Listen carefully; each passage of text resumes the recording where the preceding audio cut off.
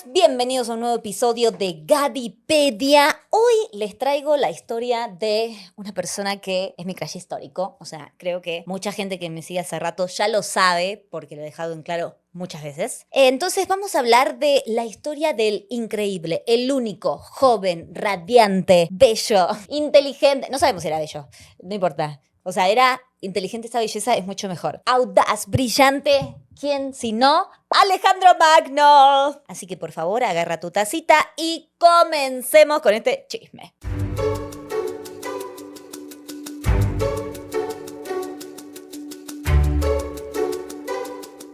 Bueno, vamos al famoso contexto de siempre de cada historia, ¿no? Vamos a empezar por dónde nació Alejandro Magno y en qué año para situarnos, para entender. Alejandro Magno nació en el año 356 a.C. en Pela, en la antigua capital del reino de Macedonia. Aquí hay que aclarar una cosita muy importante porque yo veo que hay mucha gente que se confunde. Una cosa es el país actual de Macedonia y otra cosa es la región de Grecia que es Macedonia. No es lo mismo, hay una pica de hecho actual entre los griegos y los macedonios y de hecho dicen que Alejandro Magno es de ahí, no.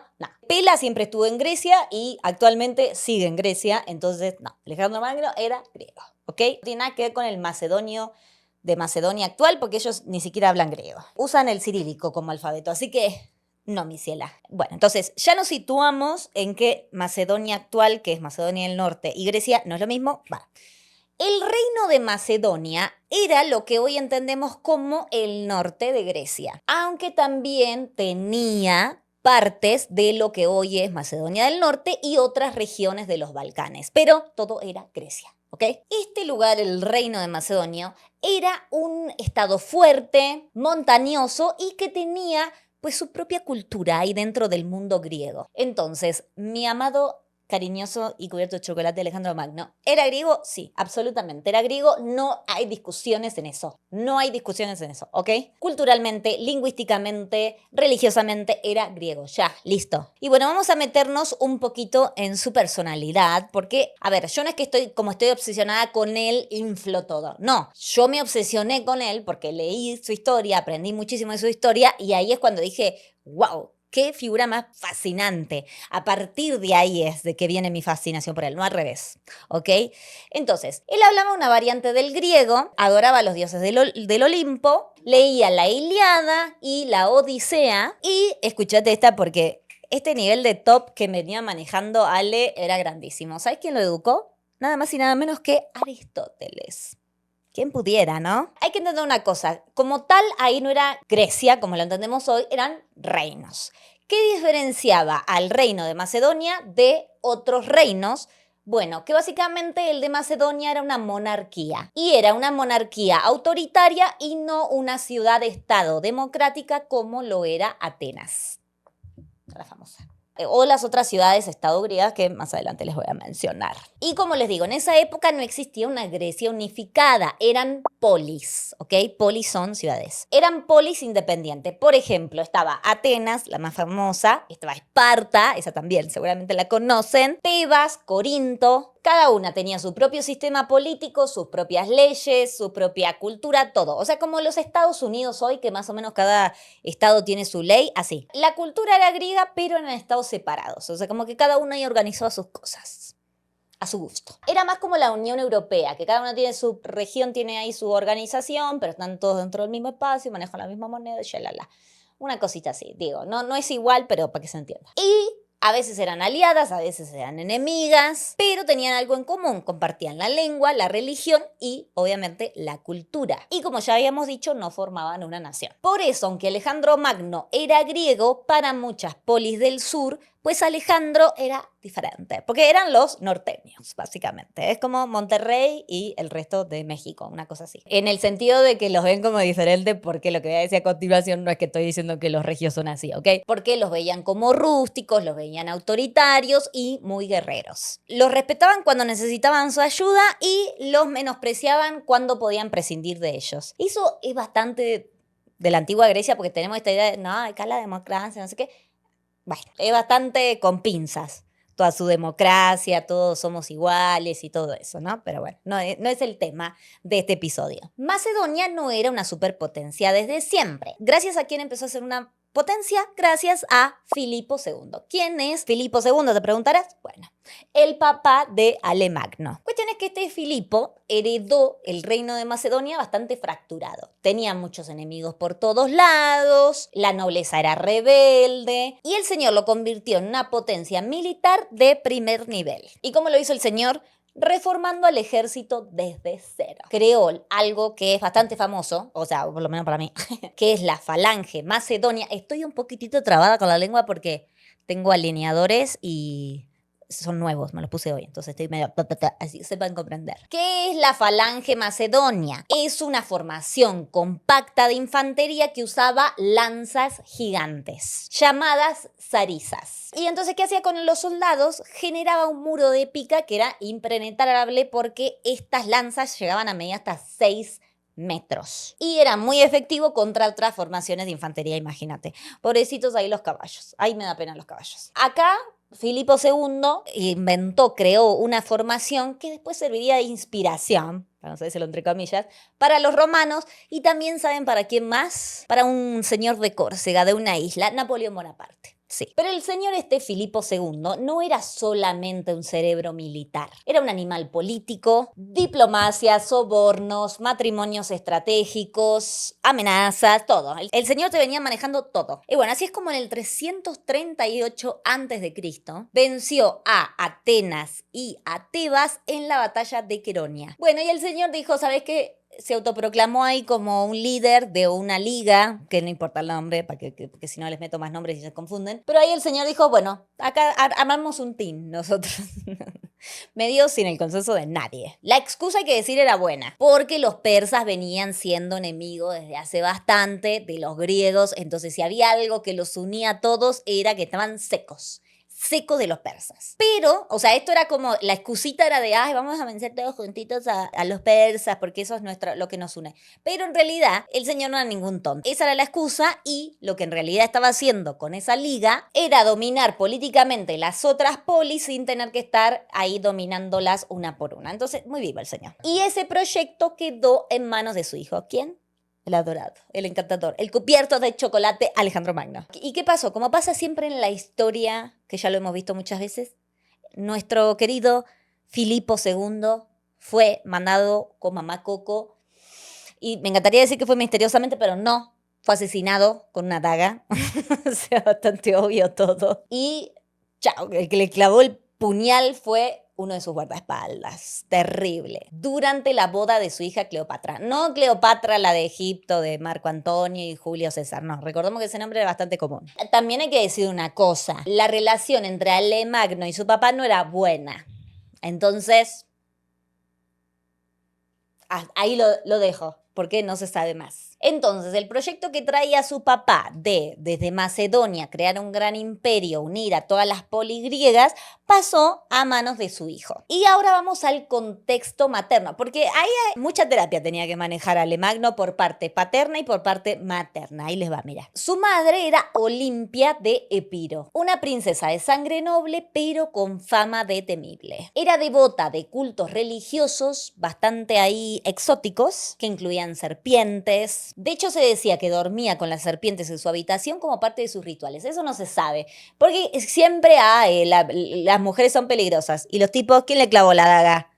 A Filipo II. ¿Ah? Olimpia tenía bastante delirio de grandeza, la verdad, con respecto a su hijo. Entonces ella creía que su hijo estaba destinado a algo divino. Medio que ella asociaba la figura de su hijo con Hércules, con Aquiles, ¿no? Va por ahí la cosa. Y según Plutarco, soñó con rayos cayendo sobre su vientre antes de parirlo. Básicamente, ¿quién era el rayo? Zeus. Pero todo esto lo que ayudaba a generar era que ya desde que era chiquitito, estaba en el vientre, era un halo de misticismo sobre Alejandro Magno. ¿Y eso para qué sirve? para publicidad, para propaganda, y lo vamos a ver más adelante cuando lo desarrolle. Bueno, ¿cómo era el matrimonio entonces entre esta señora que tenía delirio de grandeza con respecto a su hijo y el otro señor que estaba obsesionado por hacer un gran imperio? La verdad que nada romántico. Y además que el señor era bastante más grande que ella y ella se dice que era muy guapa, por eso en la película horrenda que hicieron sobre Alejandro Magno, Angelina Jolie hace de Olimpia, pero es malísima la película, no la vean. No la vean, tiene unos errores garrafales históricos y él no me da ni cerca a Alejandro Magno, pero no me quiero ir por ahí porque me indigna. Bueno, cuestión es que no fue romántico el matrimonio entre ellos, obviamente. Fue una alianza política y estratégica, como pasaba muchas veces. Y fue un matrimonio bastante disfuncional. ¿Por qué? Porque el señor tenía varias esposas. Y obviamente no se soportaban porque, claro, él podía hacer lo que se le daba la gana y ella tenía que estar ahí cumpliendo el rol de buena esposa. No era justo. Pero bueno, la verdad, de este matrimonio de porquería nació Alemagno. Entonces, la verdad, muy bien por ellos. Primer aplauso. Para Olimpia, sobre todo, para fumarse a Filipo. Bueno, ahora vamos a la formación política y militar de Alejandro Magno. Ya hablamos bastante de los papás, de todo ese caos, pero una cosa muy importante tener en cuenta es que él ya veía un montón de intrigas desde su casa. Entonces él aprendió todo eso desde pequeño. Entonces, desde que Alejandro Magno estaba aprendiendo a caminar, él ya estaba en entrenamiento. Algo así pasa en Argentina cuando tienen un hijo varón, que enseguida lo que hacen es que le ponen un balón enfrente al nene y ruegan a Dios que sea bueno con la pelota y zurdo.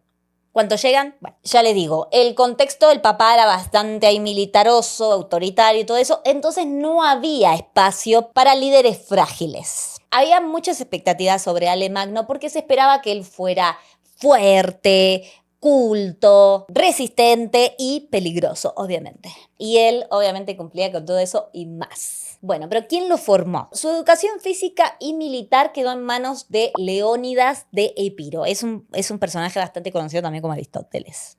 ¿Qué aguas? No tiene nada que ver con el Leónidas de las Termópilas, es decir, el de la película 300. Aguas, no se me confundan. Pero era un familiar que estaba muy obsesionado con la austeridad espartana. Nada que ver con... porque yo vi The Crown. Nada que ver con los reyes ahí de que eran medios bobis todos y no hacían nada. Acá te levantás temprano, a las 4 de la mañana ya estás arriba. Vamos a ir a caminar encima de la nieve. Nada de lujos, querido. Acá venís a trabajar. O sea, bien duro, bien ahí rígido el pariente este. Pero bueno, lo sacó bueno, digamos. Duro, o sea, no era nada de crianza respetuosa, olvídate, pero bueno, digamos, eran otros tiempos. Lo hacía cazar su propia comida también, lo hacía ayunar, mucho ayuno intermitente para Alemagno, pero la cosa es que el señor Leónidas, quería forjar el temple de Alemagno, no solamente que el tipo tenga conocimientos en batalla, que sea bueno en las matemáticas, en la literatura, no, él quería que el tipo esté preparado para lo que sea. Después vino otro profesor que se llamó Lisímaco, que ya se enfocó más en la literatura y eso, entonces le enseñó sobre mitología, historia, poesía heroica, que no es cosa menor, porque es muy importante la historia, ¿para qué? Para no repetirla. ¿Y de quién le hablaba? De Aquiles, el herrero invencible de la Ilíada, aunque bueno, recordemos que no terminó muy invencible que digamos. Y de hecho el señor lo trataba como si fuera su reencarnación. ¿Vieron esto que dije de que van alimentando el mito desde pequeño? Bueno, ahí va. Y obviamente él era un chico, un jovencito.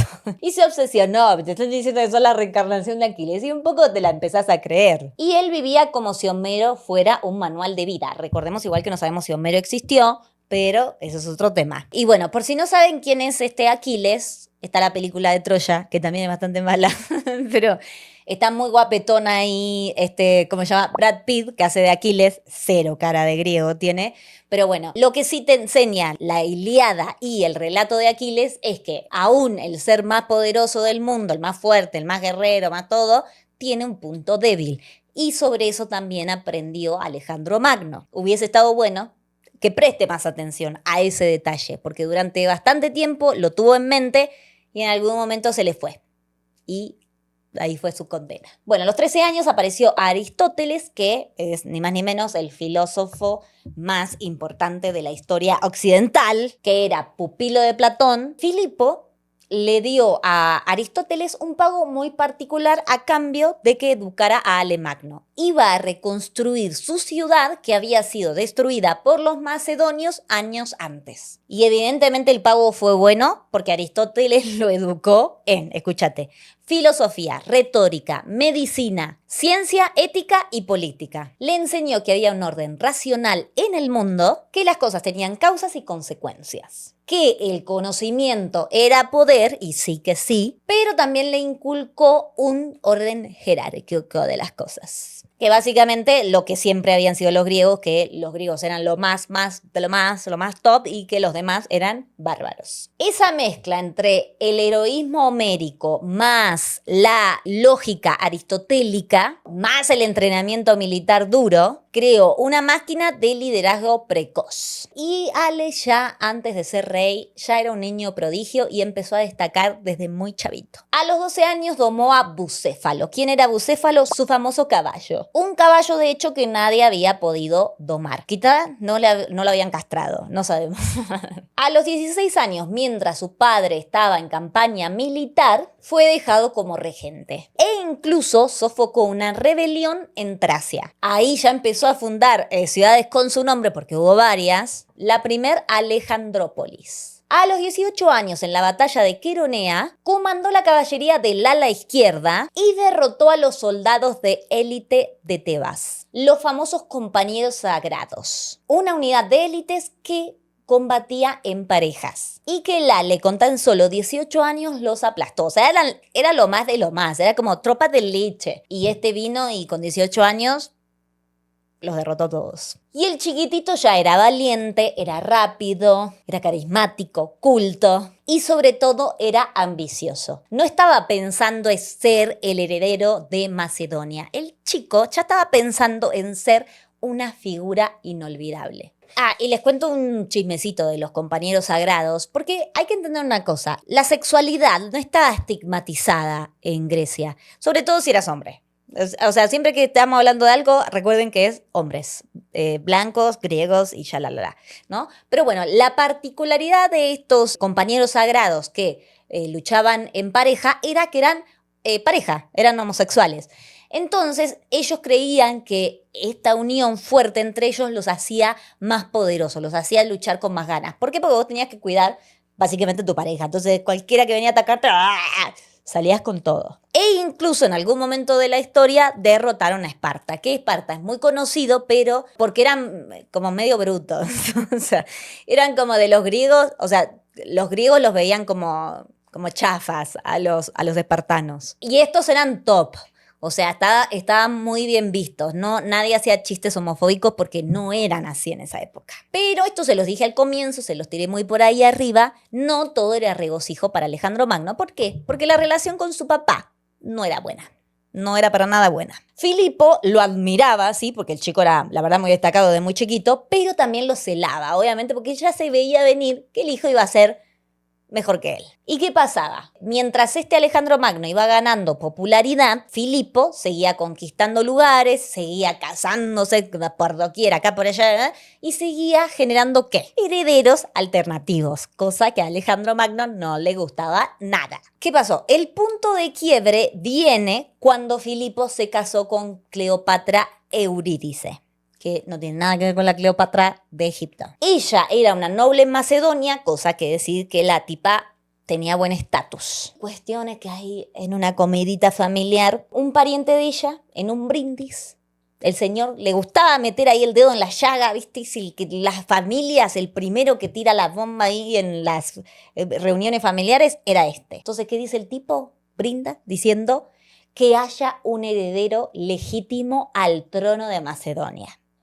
Claro, ¿vos qué te pensás? Si vos sos el hijo que está ahí dándolo todo, que te están machacando, te están haciendo levantar, te están haciendo hacer ayuno intermitente, te están haciendo cazar tu comida, que no sé qué, y viene este y te dice eso, ¿Cómo lo vas a tomar? Como una amenaza, claro que sí. Entonces, Alejandro Magno y Olimpia no les gustó nada lo que dijo este tipo. Y de todo esto lo que pasó es que discutieron con Filipo y se exiliaron por un tiempo. Pero no era ningún dobolu. Ale sabía que tenía que volver. Entonces, a pesar de las tensiones, regresó. Cuando Filipo fue mandado con mamá Coco en el 336 a.C., Alejandro lo sucedió sin mayores obstáculos, aunque no sin limpiar el camino con rapidez y brutalidad. Porque acá no estamos diciendo, o sea, mi crash histórico no estamos diciendo que era un santito, ¿eh? No, claro que no. Para mí no le quita como todo lo magnífico que era.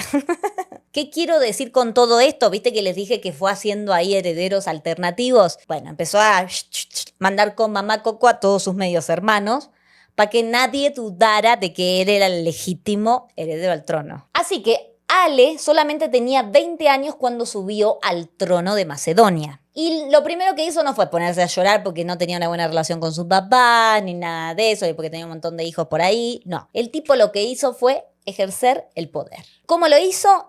Pues fácil, eliminando rivales. Algunos nobles lo subestimaron, otros probaron suerte conspirando. Y bueno, la cuestión es que a nadie le salió, a todos los mandó allá con mamá Coco. Por ejemplo, mandó a ejecutar a Átalo. ¿Quién es Átalo, dirás tú? Era el tío de la nueva esposa de su padre, porque acá todos conspiración enseguidita. Probablemente este Átalo y la esposa esta de Filipo fueron los que la daga, ¿no? Y permitió que su madre Olimpia hiciera limpieza del palacio, limpieza entre comillas. No mandó a sacar las telarañas, no mandó, ay chicas, no está lo suficiente pulido el mármol acá. No, claro que no. ¿Cuál era la prioridad de Ale después de hacer esta limpiecita ahí en su casa? Bueno, era consolidar el poder en Grecia. Después de asegurarse el trono, tuvo que calmar a las polis griegas. Algunas como Tebas y Atenas pensaron que con Filipo muerto el dominio de Macedonia se había terminado. No, mi ciela. Entonces, cuando Tebas se rebeló, Alejandro respondió sin piedad. Destruyó la ciudad, mandó a miles con mamá Coco y vendió a los sobrevivientes como esclavos. Le digo, estaba sacadito. Tenía 20 añitos nada más Alejandro Magno. Era un golpe de autoridad, porque además, chavito, en el 300 antes de Cristo, te pensás que venía uno y dices, ¿quién es? O sea, si no se ponía así, no lo iban a tomar en serio. Y créeme que lo tomaron en serio. Y solamente, escúchate esta, porque me encanta, un romántico él, solamente perdonó las casas de los poetas y de los descendientes de Píndaro. El mensaje que quería dejar con esto era clarísimo, era esto es lo que les pasa a los que desafían al nuevo rey. Cuestión es que lo que hizo en Tebas sirvió para que nadie más en Grecia se atreviera a desafiarlo. Entonces, ya tenía su casita limpia ahí, que ya habían limpiado con la mamá, habían sacado las telarañas, habían pulido el mármol, no sé qué, había puesto en orden ahí las polis griegas, está divino todo, ya estamos bien, todos uniditos. Ahora, ¿cuál es el problema? Puso la mira en el objetivo que su padre había dejado pendiente y que era algo que unía a todos los griegos. ¿Qué cosa? El imperio persa, que en ese momento era el imperio más grande del mundo. Alejandro cruzó el Helesponto, actual estrecho de Dardanelos, en el 334 a.C. con 40.000 soldados. Y lo primero que hizo al llegar a Asia fue visitar el sitio de Troya. Y divino, porque yo también sería igual. O sea, es como ahora que decís, vamos a ver las locaciones de Harry Potter, él, vamos a Troya. ¿Y qué hizo allá? Un romántico era él. Un romántico en el sentido del romance, ¿no? De la época. No de lo que entendemos por romanticismo hoy. ¿Qué hizo? Dejó una ofrenda a Aquiles, que básicamente era su héroe de la infancia, su Superman, digamos. Con esto, lo que estaba haciendo Ale era dejar un statement. No era solamente una campaña militar, era una campaña personal. El Ale venía muy bien con las batallas. La primera fue la de Gránico, que ganó, derrota a los sátrapas persas y demuestra que su ejército, aunque es más pequeño, es más veloz, está mejor comandado y es más disciplinado. Otra batalla fue en Isos, en el 333 a.C., que fue ¿contra quién? Contra el mismísimo Darío III. Darío era el rey de los persas, tenía un ejército mucho más grande, pero ¿qué hace Alejandro Magno? Lo rompe por el medio, rompiendo con su caballería, y ¿qué hace? Lo obliga a Darío a huir. Y esto, para los persas, fue de lo más humillante. ¿Y qué hace el Ale? O sea, imagínate, están todos peleando y el tipo se va. El rey se va. Entonces, ¿qué hace? Ale captura a su mamá, a su esposa y a sus hijas, pero no las manda con mamá Coco. Acá donde ves que el chico es inteligente. ¿Qué hace? Las trata con respeto. Lo cual hace que le sume reputación, porque básicamente viene siendo un conquistador. Entonces te trata con respeto, como decís, epa, ¿qué onda con este chico? Otra batalla importante que hubo fue la de Tiro, que era una ciudad fenicia construida en una isla fortificada, que se resistió durante meses. ¿Y qué hizo Alejandro Magno? Construyó un camino artificial sobre el mar para llegar y tomar por asalto a la ciudad. Y esto lo aprendió incluso de los mismos persas, que cómo hacían para invadir Grecia, lo que hacían eran puentes móviles. Entonces atacaban por donde no los esperaban. ¿Por qué? Porque los persas, de hecho ya lo vamos a ver en el episodio de los persas, eran muy buenos ingenieros. Muchas de las cosas actuales que tenemos es gracias a los persas, porque ellos fueron los que la desarrollaron básicamente. Y acá es cuando empiezan ahí las campañas, una tras otra, el tipo empieza a ganar territorio y entonces en el 332 ingresa a Egipto sin resistencia alguna. Recordemos que para ese entonces las dinastías faraónicas ya estaban muy debilitadas, ya nada del esplendor de Ramsés II, ni de Hatshepsut, ni de Tutmosis III, nada de eso. Entonces ya venía todo bastante en decadencia. Entonces llega este y todo es como chido. Ahí es cuando oficialmente terminan las dinastías egipcias y empieza, y esto lo dicen los egiptólogos, no es algo que digo yo, empieza la era greco-romana, de dominio greco-romano. Y aunque Cleopatra fue la última faraona, pues ya era de extranjeros, básicamente. Era una dinastía griega, ¿por qué? Porque aunque vivían hace 300 años ahí, tenían vínculos entre parientes para seguir manteniendo su sangre griega. ¿Y qué hace en Egipto? Funda una ciudad, que cuál es, nada más ni nada menos que Alejandría, que con el tiempo se convertiría en un centro cultural gigantesco. Alejandría, porque este es un error que a veces se comete mucho, el faro de Alejandría sí existía o se empezó a construir cuando Alejandro estaba vivo. Pero la biblioteca, la famosa biblioteca de Alejandría, que no es ni la más vieja ni la más completa del mundo, pero sí es una muy buena biblioteca, se construyó en la época de Ptolomeo II. Ni siquiera era Ptolomeo el general de Alejandro Magno. Entonces eso se los quiero dejar en claro, porque a veces se confunde y se piensa que Alejandro Magno hizo la biblioteca de Alejandría y no fue así. ¿Qué otra cosa hace el señor cuando está ahí? Esto me emociona muchísimo porque yo estuve en ese lugar. Visita el oráculo de Siwa en el desierto, donde le dicen que es hijo de Zeus Amón. Amón, ¿quién era? Era el dios del aire, del viento y de la creación. ¿Y quién era igual en la mitología griega? Zeus. Cuestión, esto yo quiero extenderme un poquito más porque estuvimos, bueno, en el templo de Luxor, que de hecho fue habitado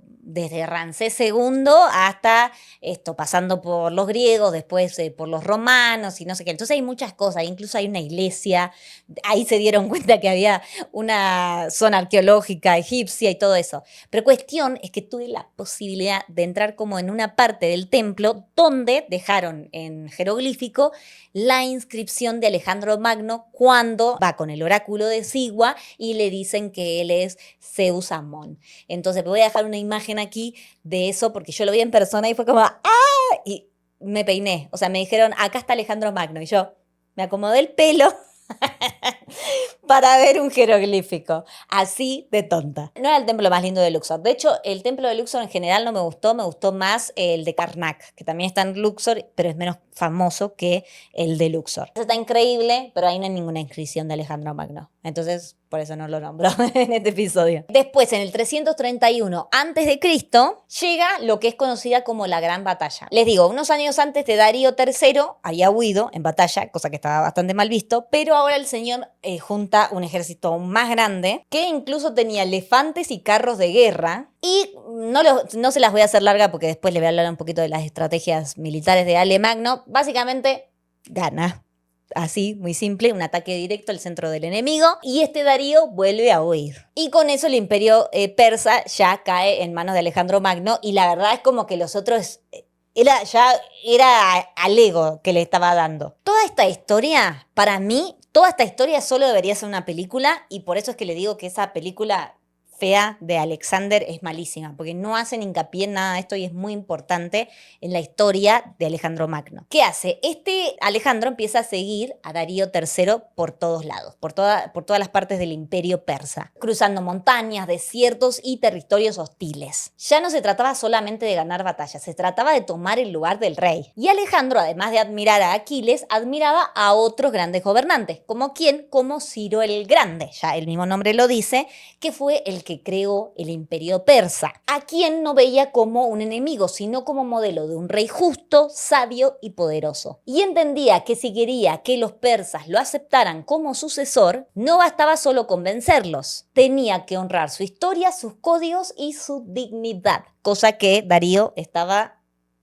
llevando al piso. Entonces, en el camino hacia Bactria, Darío es traicionado por sus propios hombres. La verdad, también ves que el rey es un cagón que huye 2 veces en combate, pues la verdad que muchas ganas de seguirlo no te dan, porque es como, sí, muchacho, vamos a pelear, a la mera hora escapa y los deja ahí a todos solitos. ¿Y qué hacen? Entonces su propio ejército lo apuñalan y lo abandonan y lo dejan ahí solito para que se desviva. Cuando Alejandro por fin lo alcanza, todavía respiraba. ¿Y qué hace el tipo? No le da el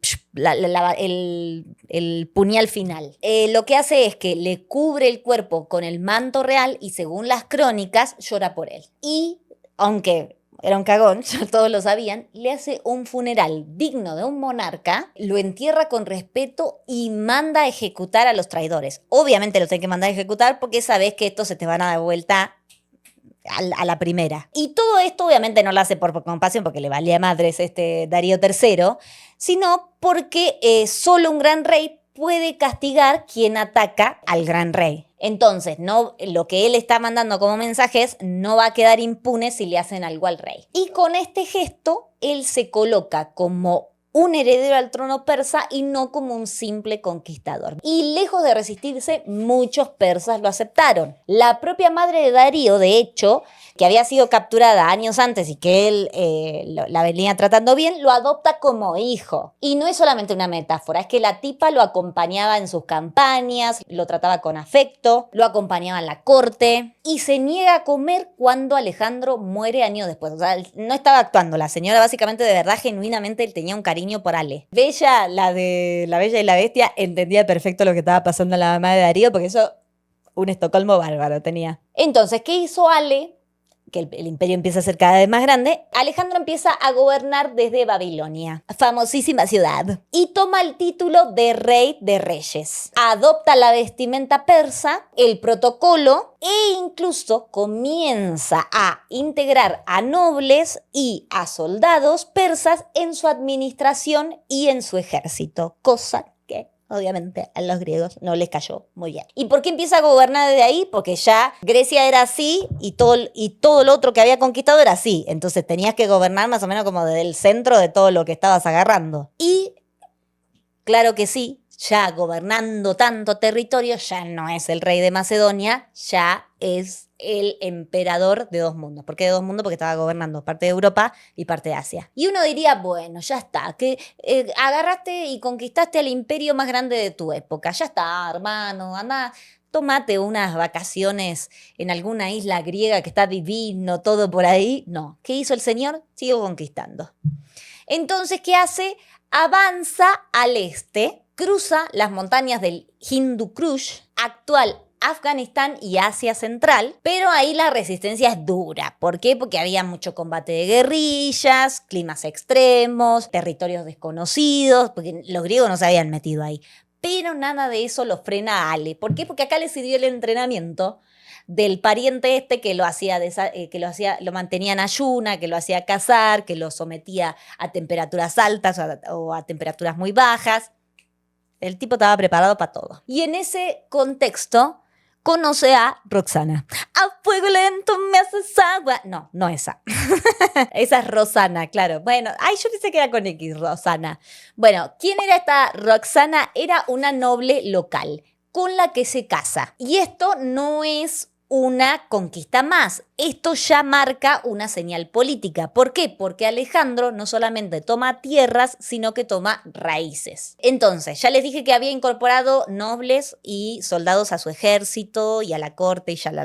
Ahora se casa con una que sangre griega, mis venas. O sea, nada. Cuestión es que el tipo mete soldados, mete nobles persas y ahora se casa con una random. Entonces ya como que los griegos empiezan a decir, dale, che, nosotros somos los más top. A vos te educaron para que sepas que nosotros somos los más top y ahora ya estás, querés engendrar, porque si te vas a casar, querés engendrar herederos con gente que no es griega y obviamente eso no era visto con buenos ojos. Entonces, ¿qué empezó a pasar? Ante los ojos de los soldados macedonios, Ale ya no era uno de los suyos, porque ya no se vestía como griego. O sea, básicamente lo veían como un vendido. Pero Alejandro tenía otra visión, porque él era un chico del mundo. Porque Alejandro, cuando le preguntaban de dónde eres, él no decía de Grecia, él decía, soy ciudadano del mundo. Como la gente cuando Camo que no le cree que es mexicano porque no habla suficientemente mexicano. Pero tampoco habla como argentino, entonces no es de acá, no es de allá. Muy Ale Magno en ese sentido, Camo. Todos los caminos llegaban a Alejandro Magno, ya lo vieron. Cuestión es que este Ale no quería que la cultura, la visión griega fuera lo que gobernara el mundo. Él quería crear una nueva visión del mundo, una unidad política nueva, un imperio transcultural, no una copia extendida de Grecia, por eso no estaba imponiendo, no imponían ni la religión, ni la educación, ni nada de eso. Y entonces, mirando más allá de lo conquistado, que era bastante, pone los ojos ¿en dónde? En la India. O sea, ¿dónde está Grecia? ¿De dónde salió él? ¿Y dónde está la India? O sea, qué ganas, la verdad. Y esto, te digo, llevaba años. Las conquistas llevaban años. Pero bueno, como le pasó a Ícaro, si volás demasiado cerca del sol, se te queman las alas. Y acá es donde le pasó a Alejandro Magno. En el 326 a.C., cruza el río Indo con su ejército. Pero ¿qué pasa? Enfrente no hay un reino unificado, sino que son reinos independientes, gobernados por príncipes guerreros. Uno de los más célebres es uno que se llama Poro. Entonces, los soldados de este tal Poro tenían una característica que usaban elefantes. El maltrato animal desde siempre, ¿eh? Con los caballos también, ¿eh? Y los macedonios nunca habían enfrentado algo así antes, porque además le ponían como unos pinches. Ay, muy El Señor de los Anillos, cuando Legolas hace chuc, chuc, y tira las flechas. De hecho, sí. De hecho, en eso se inspiró Tolkien. Acá es donde viene que le dan el ego, digamos, al Ale, porque fue una carnicería eso. Entonces, o sea, era muy feito. A mí no me gusta ver peleas así donde hay caballitos, animalitos, porque me pongo muy mal. Y acá lo que pasaba era que los elefantes aplastaban a tropas enteras, los caballitos pobrecitos se asustaban y se descontrolaban, porque recordemos lo que pesa un elefante. Pero aún así, Alejandro Magno maniobraba con astucia y ataca en plena tormenta y sorprende al enemigo. Y vence otra vez, pero un montón de sus soldados se fueron con mamá Coco. Cuando captura a Poro, no lo humilla y le pregunta cómo quiere ser tratado y este Poro le dice como un rey. Yo esperaría que como un pedazo de piel. Ese nombre. Chiste malo. Ale lo deja en el trono y lo convierte en un aliado. Ese gesto le gana el respeto en India, pero no calma lo que se viene. ¿Por qué? Porque para sus soldados ya el límite ya se había alcanzado hacía rato, ya es como, basta. Cortó los hermanos. Llevaban más de 10 años fuera de su casa, o sea, sin ver a su familia, sin ir a disfrutar de las islas griegas. Ya estaban secos, cansadísimos. Habían cruzado desiertos, montañas, habían soportado calor, hambre, enfermedades, los habían aplastado elefantes. Y cuando vieron que Alejandro, en vez de decir, bueno chicos, ya vamos a tomarnos vamos a Santorini un rato, el tipo quería seguir avanzando por el río Ganges, ya ahí dijeron, basta. Basta, hermano, y armaron una rebelión. Igual, quiero el chiste de las islas griegas, quiero aclarar que Santorini como tal no existía. A esta rebelión de sus soldados se le llamó el motín del Gifasis. Y fue el primer no que Ale no pudo revertir. Pidió, suplicó, ahí se puso como, dale hermano, dale, vamos, que les ofreció la gloria, territorio, lo que sea, le recordó por qué lo estaban haciendo, nada funcionó, ya estaban secos. Y por primera vez en su vida no le quedó otra que ceder, porque no iba a ir solo. Entonces, porque el chico era muy ambicioso, construyó un altar monumental en el río como señal de hasta dónde había llegado. Y dio la orden de regreso. Pero vos decís, ay, ya está, se vuelven y todo bien. Pero no era un camino de flores, porque te digo que habían pasado por varios ejércitos que eran cualquier cosa, entonces era todo bastante hostil el camino de regreso. Y acá el Ale, la verdad que la delira, porque para mí el Ale estaba diciendo, quizás paso por otro lado que por donde vinimos y conquisto algo nuevo. Para mí pensó así él. Entonces, ¿qué dijo? En vez de cruzar por el camino más seguro, decide cruzar por el desierto de Gredosia. Una zona brutal, sin aguas ni sombra. O sea, imagínense el desierto, básicamente. ¿Y por qué lo hizo? Porque el tipo estaba obsesionado por ser el mejor. Lo que él quería hacer era igualar la hazaña que había intentado Ciro el Grande y que no había podido lograr. Obviamente, cruzó, pasó por ahí, lo logró, pero el precio fue altísimo. Miles de soldados y animales se fueron con mamá Coco por la sed y el agotamiento y el hambre. Ay, no, los caballitos. Y acá es donde muchos historiadores coinciden en que fue una decisión muy cuestionable, porque era como, ¿qué ganas, flaco? Ya. No había necesidad alguna de pasar por ahí. Lo de hacer algo que no había logrado Ciro el Grande era una cuestión de orgullo, de tu propio ego.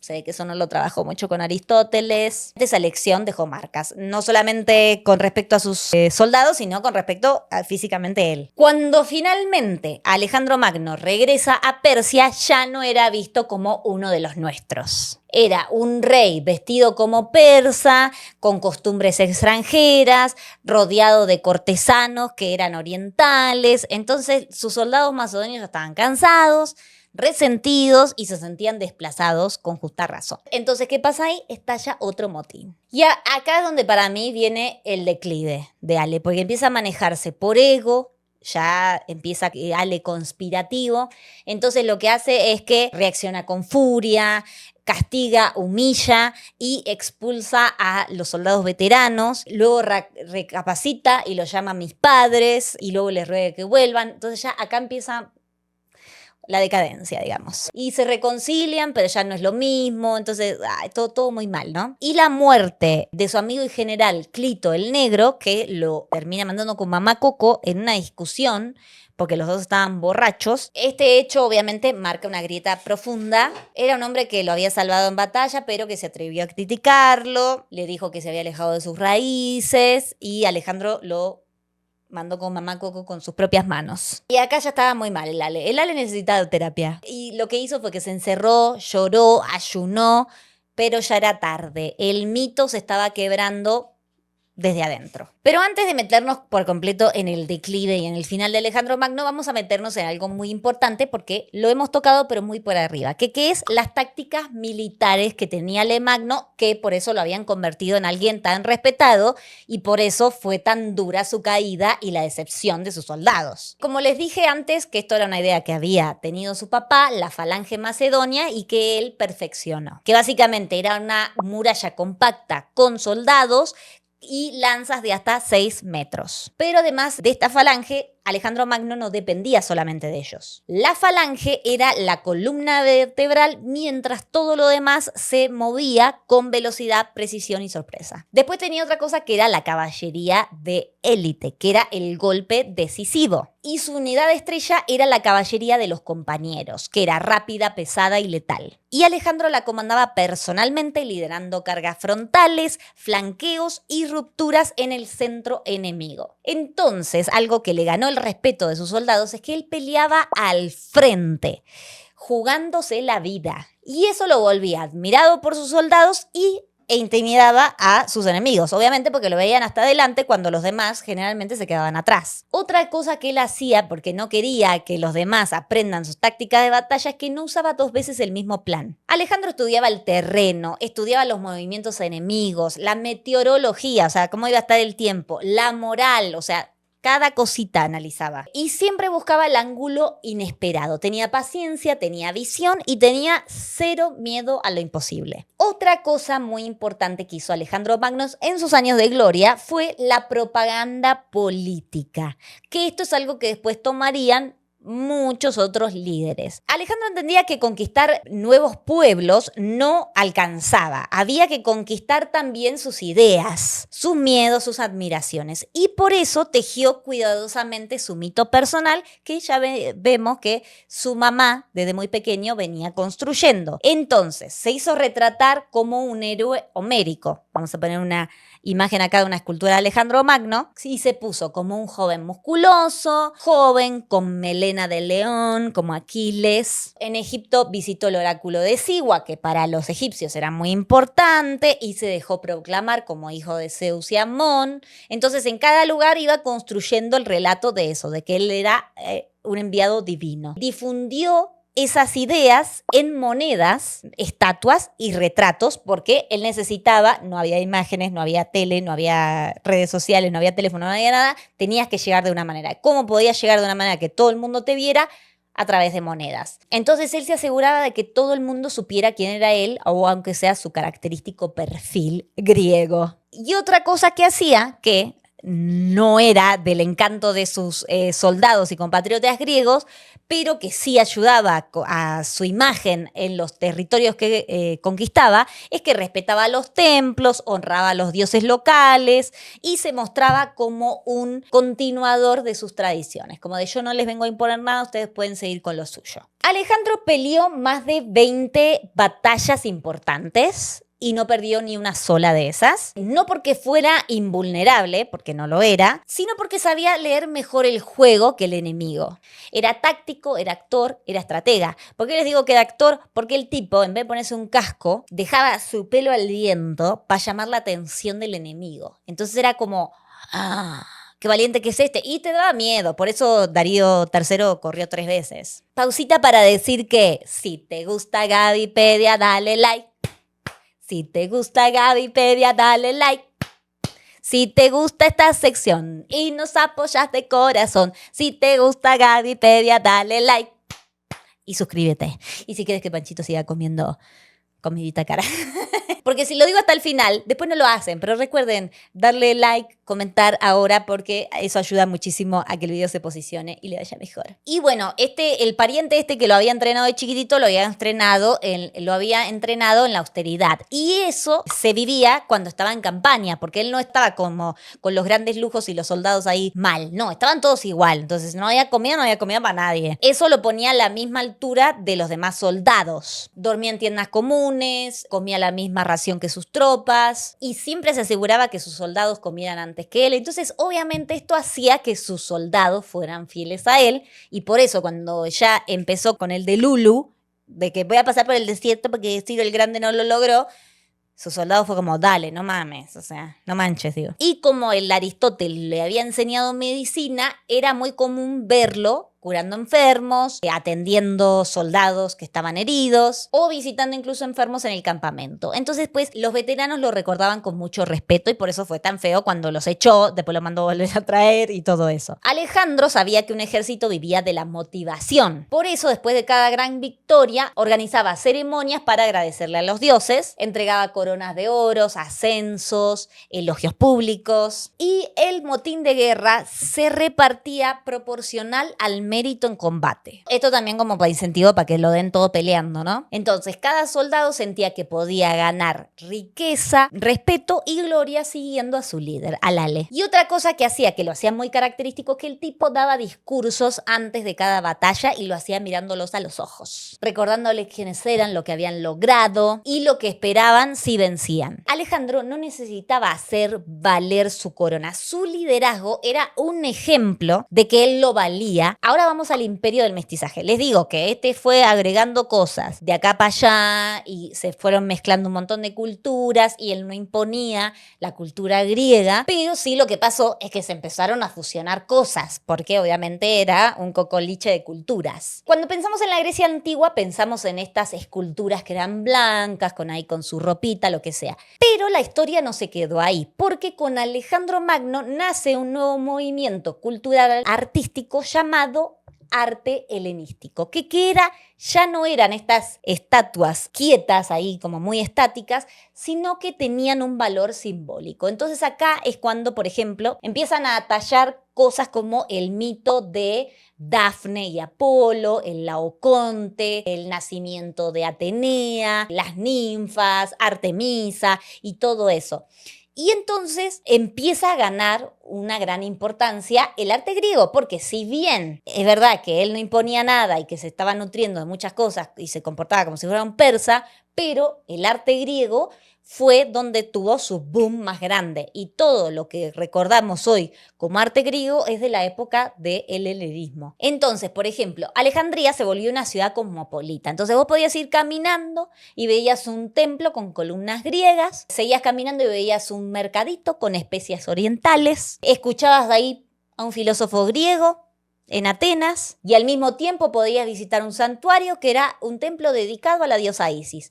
Todo al mismo tiempo. Entonces, ser griego ya no era una cuestión de solamente haber nacido en Atenas, sino de que participar de toda esta cultura que ya iba más allá de Grecia. Por eso es que Cleopatra era griega y no egipcia. Y otra cosa que pasó durante el mandato de Alejandro Magno es que impulsó el uso del griego koiné como lengua común en todo el imperio, porque todos hablaban un idioma diferente y la verdad que era bastante difícil el tema de la comercialización. Entonces era la lengua que se utilizaba en la administración, en el comercio y en la diplomacia. También fomentó la creación de gimnasios, como lo entendemos hoy, o sea, de formación física y educativa, teatros, escuelas en ciudades fundadas o renovadas. Llevó consigo médicos, científicos, historiadores y geógrafos que registraban el conocimiento de las tierras conquistadas, porque para ir agarrando conocimiento de todos lados. Era un esfuerzo por entender el mundo entero, no solo por dominarlo. Pero a la vez él tenía mucho respeto por las religiones de cada persona local, cada creencia. Entonces él no imponía a los dioses del Olimpo. Mostró mucho respeto, por ejemplo, a la cultura egipcia.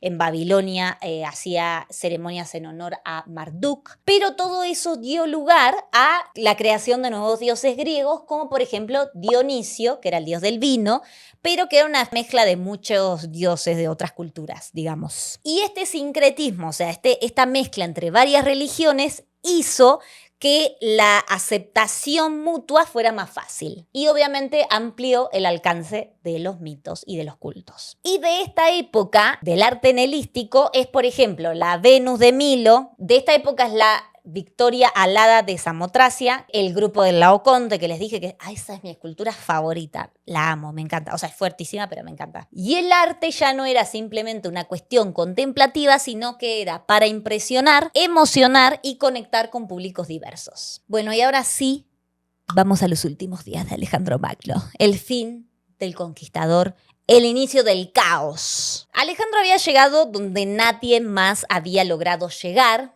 pero al final su mayor enemigo, ¿cuál fue? El tiempo y su ego. Y su propio cuerpo, pero su ego sobre todas las cosas. Es al menos lo que yo creo. Entonces, en el 323 a.C., después de varias campañas agotadoras, como esta de que se le ocurrió regresar y pasar por el desierto y todo eso, Alejandro regresa a Babilonia, que recordemos que era como la capital del imperio de Macedonia. Tenía apenas 32 años, pero ya parecía que había vivido varias vidas. Cuestión es que ya estaba bastante herido, bastante maltrecho, bastante desnutrido, porque lo habían pasado mal ahí en el desierto, pero el Ale estaba ya pensando en hacer otra campaña. O sea, imagínate que todos los que pasaron por eso se van, regresan y el tipo dice, pero no se acomodan mucho tiempo que vamos a salir de vuelta, ¿eh? Tan secos ya todos. ¿Por qué? Porque el Ale ahora quería conquistar Arabia. Quería seguir expandiendo su imperio hacia el sur. Nada indicaba que él estuviera pensando en retirarse. Él quería seguir expandiéndose, entonces estaba ahí armando la logística, viendo cómo iba a mover barcos y no sé qué más. ¿Y entonces qué pasó? Sorprendentemente, Mamá Coco dijo, te venís conmigo. Y acá entramos en un terreno de lo dudoso, porque todo ocurrió muy rápido. El Ale tenía una fiebre intensa, dolores abdominales, debilidad extrema, y durante más de 10 días el Ale fue debilitándose poco a poco. Y acá es donde las versiones varían un poco, porque imagínate, había como 12 grandes generales y todos contaron su versión de los hechos. Algunos historiadores antiguos culpan a la tifoidea o a la malaria. Otros insinúan envenenamiento. Yo me voy más por esa. Y el hecho de que estuviera a punto de empezar otra campaña ambiciosa le da más fuerza a esa teoría, porque ya los otros venían secos, ya le habían hecho 2 botines, o sea, 2 motines, no botines. Le habían hecho 2 motines, entonces yo me voy por esa teoría. No sé ustedes qué piensan. Y algunos enemigos también ya tenían un miedo de que Alejandro Magno, más grande, fuera más imparable, porque ya hasta ese momento era como, dale, ¿cuándo vas a parar? Sea como sea, el 10 de junio del 323 a.C., el Ale se fue con mamá Coco en Babilonia y su partida dejó un vacío muy difícil de llenar, la verdad. Y lo más sorprendente es que se fue con mamá Coco sin nombrar a un heredero claro. Y aunque había tenido un hijo con Roxana, Alejandro IV, que era un bebé, lo mismo pasaba con otro hijo que tenía por ahí, que no se sabía si era suyo o no. Bueno, cuestión es que ninguno llegó a verse como un heredero legítimo y ninguno logró consolidarse y se fueron con mamá Coco a los años. Entonces, ¿qué pasó? El imperio, que era grandísimo, quedó sin cabeza. Entonces, obviamente, ¿qué pasó? Los generales empezaron a pelearse entre sí por el control del gobierno. Sus generales empezaron a pelearse entre sí por el control del imperio. Y entonces, ¿qué siguió? Una guerra civil brutal entre todos los generales que eran de diferentes ciudades. El imperio se fragmentó rápidamente en varios reinos independientes y cada uno regido por un general de Alejandro Magno. Por ejemplo, Ptolomeo se quedó con Egipto y fundó la dinastía Tolemaica. Siempre lo digo mal esto, siempre digo Ptolomeica, porque tengo una dislexia ahí con los nombres, porque como él se llama Ptolomeo, pero bueno, de ahí es donde viene Cleopatra la séptima, que fue de hecho la última, antes de que los romanos se quedaran con Egipto. Bueno, cuestión, eso. Seleuco se adueñó de gran parte de Asia, ese ni lerdo ni perezoso, la verdad. Antígono y su hijo Demetrio dominaron partes de Grecia y Asia Menor, y bueno, los otros se quedaron con otras partes que ni al caso, pero esos como que son los más recordados, digamos. Acá, muy parecido a Evita Perón, que todos se disputaban dónde iba a ser el funeral, qué iban a hacer con el cuerpo, no sé qué. Entonces, bueno, cuestión es que lo iban a hacer en un lugar, pero este Ptolomeo intercepta cuando están trasladando el cuerpo y se lo lleva y lo traslada a Alejandría, donde su tumba es venerada durante siglos, hasta que se perdió. Pero bueno, fue sepultado en Memphis y luego trasladado a Alejandría. Y ya para ir finalizando, vamos a meternos. Yo siempre esto lo dejo para el final porque aquí hay mucho conspiranoico. Entonces lo dejo para el final, que son básicamente los mitos y los chismes sobre Alejandro Magno. ¿Cuál es uno de los más grandes? Que esto me lo han preguntado mucho, la sexualidad de Alejandro Magno. ¿Por qué? Porque él, por ejemplo, sabemos que tuvo varias esposas, pero casi todas fueron por una cuestión política.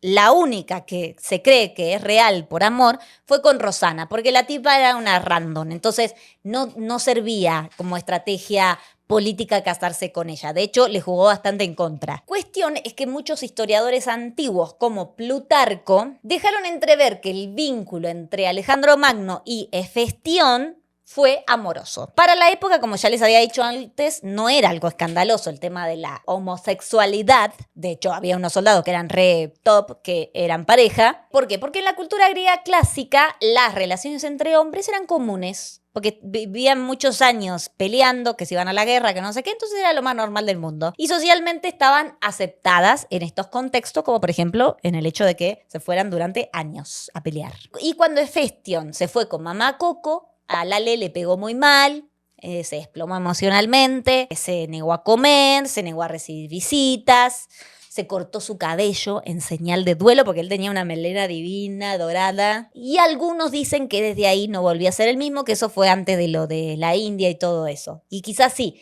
Y quizás también el hecho de que él después se metiera a hacer cosas delirantes como meterse al desierto o querer seguir ahí conquistando lugares en la India, si hubiese estado vivo, Hefestión, eso no hubiese pasado porque era medio como su brújula de lo que tenía de como dale, medio Pepe Grillo para el Ale. Otro mito va con respecto a Bucéfalo, que era su caballo, que era muy bonito, que lo había logrado domar muy joven. Y pues obviamente en algún momento se fue con mamá Coco, pero participó de muchas de sus grandes campañas. Y murió en la India, pobrecito, seguro que el elefante le hizo algo, todo muy feo. Cuestión es que ahí Alejandro Magno, cuando en esa parte de la India que logró conquistar, fundó una ciudad en honor a él con su nombre, o sea, Bucéfala. Otro mito era que él era un hijo de un dios, que esto lo dijimos bastante, desde su mamá, todos fueron creando un mito, él fue agregando y aumentando con cosas que fue haciendo ese mito de que él tenía un destino divino, pero bueno, todo esto ya sabemos que era más una propaganda política que algo certero, aunque qué sé yo, no sé. Capaz que era el Mesías, no sé. Y tras su muerte, muchos empezaron a venerarlo como si fuera un dios. Entonces incluso le llevaban ofrendas, le pedían cosas, etcétera, etcétera. Otra de las grandes teorías es si se fue con Mamá Coco envenenado. Y que les digo, ella tenía muchos enemigos en la corte, ya sus soldados estaban cansados, él quería iniciar una nueva conquista, que era Arabia. Entonces su muerte fue algo súbita, porque la verdad ya había tenido fiebre otras veces. Entonces de pronto una fiebre lo mata, le empieza a dar dolores en el estómago, empieza a sacar mucha saliva por la boca. Como que un poquitito, como que sí siento que lo envenenaron. Y algunos señalan a un tipo que se llamaba Casandro, que era el hijo de Antípatro. Todos unos nombres divinos. Pero bueno, la verdad es que no hay pruebas concluyentes de él. ¿Por qué lo señalan a este? Porque era el que le llevaba, ¿cómo se llama? La jarrita con vino, con la bebida. Entonces, probablemente ahí haya sucedido el tema. El último de los mitos que quiero tratar es que si Alejandro Magno era feo. Hay que entender una cosa, porque hoy entendemos como que es re fidedigna todas las imágenes de estatuas que hay, esculturas sobre personajes históricos. Y el Photoshop existió siempre, de diferentes formas. Ya sea los pintores que te hacían más bonita cuando no, o más joven, o lo que sea. En la antigua Grecia era igual.